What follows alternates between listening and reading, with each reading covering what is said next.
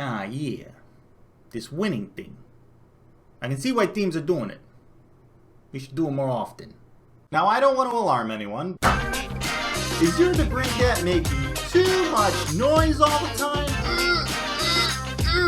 I haven't really prepared for this. Hello and welcome back to another episode of Hawks Recap. My name is Clay. Thank you for tuning in. The Blackhawks have just completed their 5th game of the season, their first game in Chicago.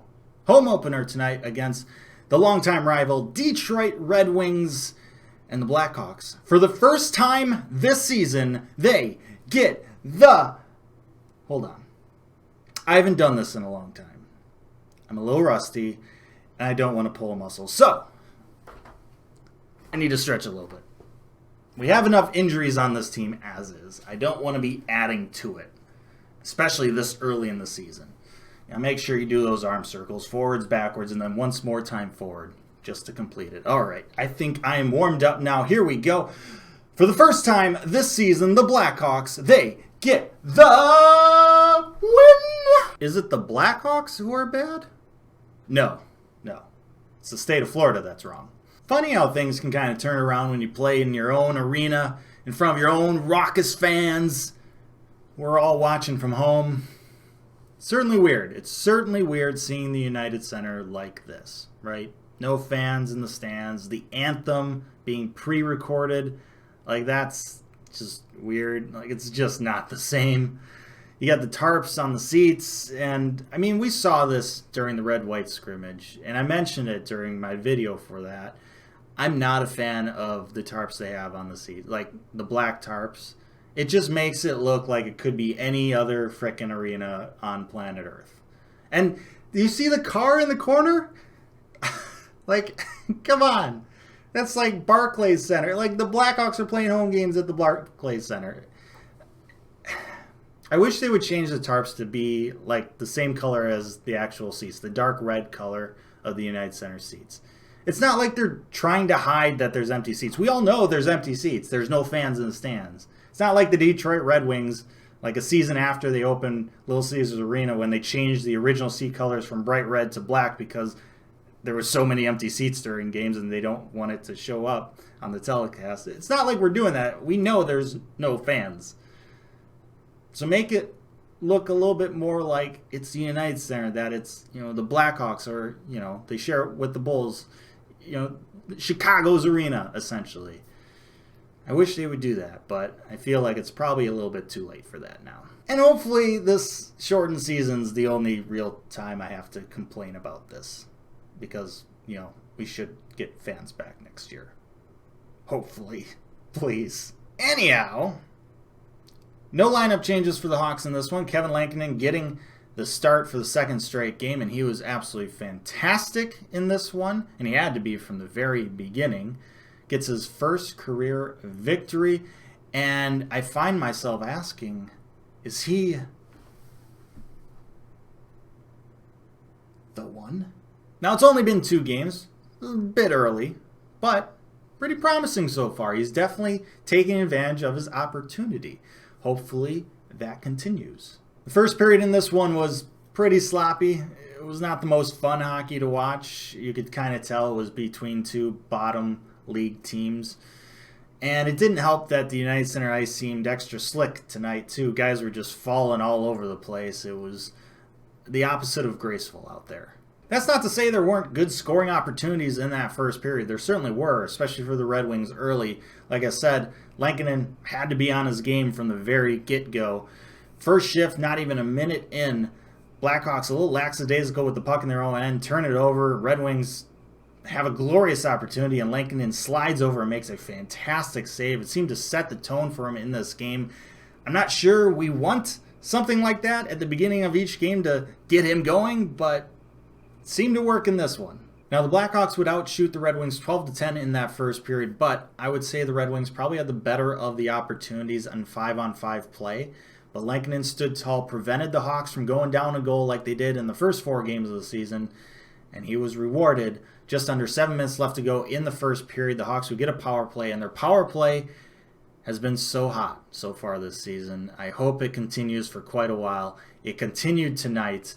Dylan Strome with the puck at the point, throws it towards the net, gets some puck luck. Grace moving kind of out of the way. Puck hits off a defenseman, lands right on Kane's stick, and he pretty much has an open net. Buries it because, Patrick Kane's not going to miss that. There's not a whole lot of players that would miss that, to be honest. But still, Patrick Kane scores. Blackhawks get their first goal of a game of the season. Finally have a lead going into an intermission. 1-0 going into the second. Now at this point, we've already had our longest lead of the season, right? 6.5 minutes essentially in this first period because our only other lead of the season was 1 minute and 11 seconds in our last game. Can we keep this lead for another 40 minutes, another 2 periods? Well, it looked a little dicey out there. Second period was not very kind to the Hawks in this game. It didn't help that the Hawks were a bit undisciplined. They committed 3 penalties, put their struggling penalty kill unit out there.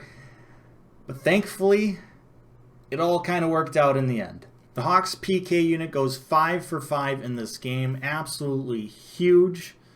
And I know the Red Wings don't have the greatest power play. And the Hawks, made some mistakes out there. Had some failed clears that, need to get cleaned up. But in the end, they found a way to get the job done. Lankinen made saves when they needed him to. And this is something that hopefully they can build on. Now, the Blackhawks only had 5 shots on goal in that second period. As I mentioned, killing penalties is not very conducive to that stat. But thankfully, they found a way to convert on one of those shots on goals, and it just happened to be Ian Mitchell's first career NHL point. Always a nice moment to get that. Secondary assist, gets the puck to Strome, who then finds Calvin DeHaan, kind of top of the circle-ish area, and he just rips home a one-timer past Grice. And the Hawks have a 2-0 lead. What is this? I'm certainly not overly confident at this point in time. Yes, we have a 2-goal lead going into the third period. We've given up 0 goals in 40 minutes, which is well below our 5 goals against average. But Lankinen's had to make a lot of really high-quality saves, and things could go downhill pretty fast. Thankfully, the Hawks would start the third period much better, and it certainly helped that they got a power play 6 minutes in, and boy, was this...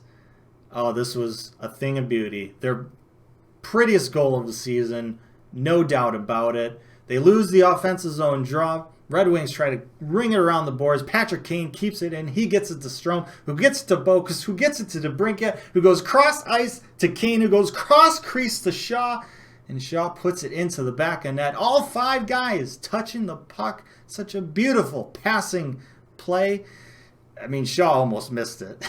I'm not going to not point that out. He heeled it in. It was like a goal I would score. A tape-to-tape pass, beautiful setup, and just fan it in basically.